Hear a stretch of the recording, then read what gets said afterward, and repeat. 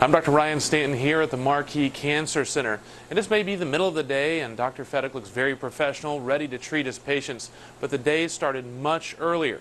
Started about 4:15 this morning when he got up to get in shape for Ironcology. Persuaded me to help him. Well into his morning workout, I decided to ask Dr. Fedek, what exactly is Ironcology? So Ironcology is a concept I came up with a couple of years ago, where what I was trying to do is combine my hobby, which is racing Ironman triathlons, with fundraising for the Marquis Cancer Center. We're specifically trying to improve some of the treatments I provide, and I work as an oncologist.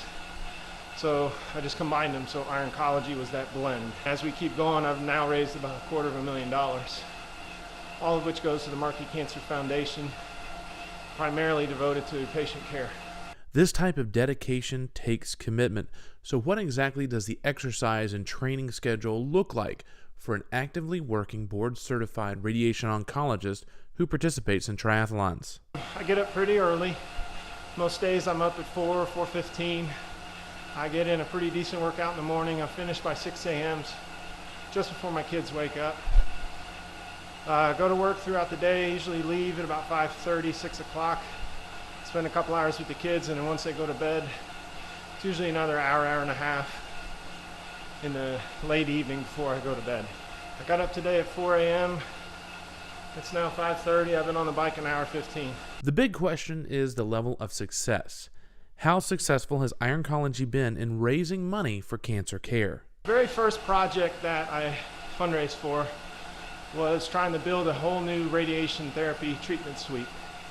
That would be kind of a combined treatment room, primarily allowing us to perform really complex radiation implants. We've been fairly successful.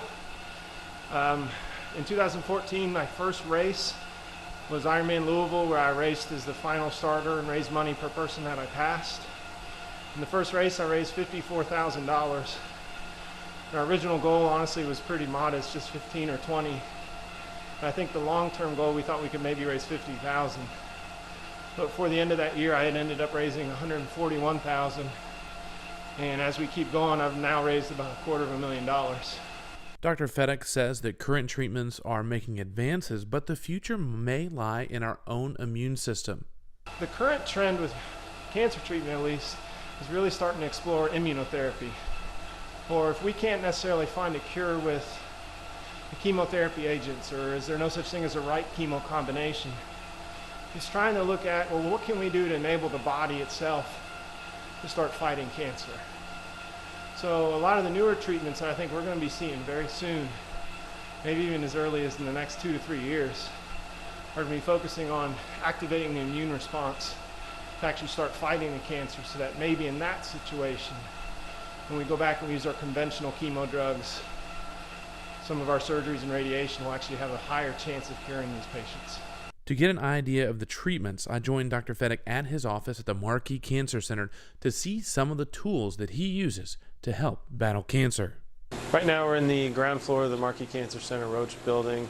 This is one of our treatment units, or a linear accelerator that we primarily use for treating pretty much any head and neck, lung, prostate, pretty much any main type of cancer that is a standard treatment we use on this unit. So exactly how does this technology work to target cancer cells and treat patients?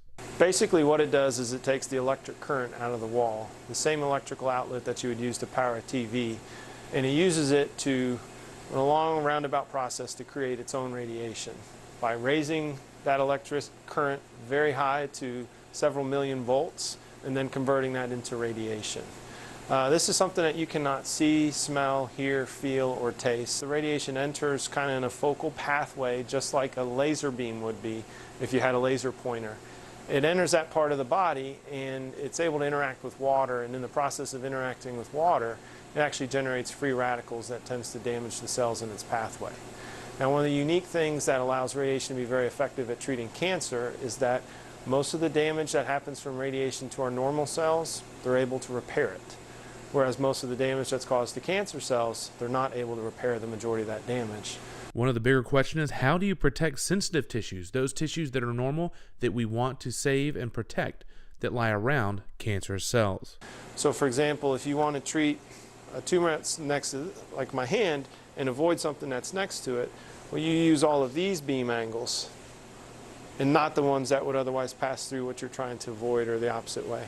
And by dividing a treatment up into, say, 15 different beam angles instead of 2, we're actually able to relatively spare normal structures that are adjacent to a cancer. Dr. Fedek has done some really strong work, but how does ironcology shift the paradigm of fundraising in medical treatment? So indirectly, I've kind of opened the door, I think, for physician engagement as well as requesting help from the patients that we actually treat. You know, one of the most unique things that ironcology created, or at least brought to light here, was this concept of crowdfunding, and that it really is a very successful method of gathering donations.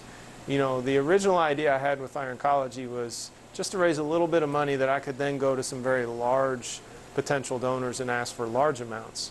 When in turn what ended up happening was I raised all the money I did off of small donations.